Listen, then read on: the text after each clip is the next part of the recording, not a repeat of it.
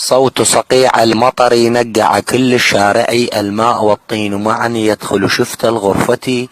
ثم خرجت مسرعا لكي أجيب الدنكري، ولم أجد ولا نفر في مبنى قسم البلدي. ثم صرخت عاليا يا أهل الرحم لحقوا لي الماء، طب طب طبي طب طب طبي طب للغرف. والماء صار عاليا حتى وصل بالمترة، وطحت طيحا مغرزا في نقرة غميجتي، وانعال ظل طامسا طاطمسا هالطمستي.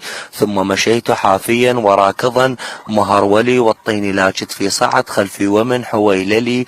ثم وجدت دنكرا طابق يم الساحة، وقد غديت مسرعا مبطمشا من فرحتي. ناديته هيا بنا بيت غرق واصبح كالبحيرة. وقال لي لم أستطع عند فطر بالكاور، فقلت لا لا لا لا, لا تحكي صدق. قال بلي. ثم رجعت ضايجا من فعل هذا الرجل، واخبرت أمي قائلا يا يم حضر الكرك، بلكت أحط لساترا يسد ماء الشارع، لكن يطب مسرعا لاحظته شيك الظلي. وقال لي حلا سهل، سمعت أحد أخوتي اليوم نفرش يا أخي وننام فوق السطح. قلت له من فرحتي وإياك صعد من دري. ثم ضحك وقال لي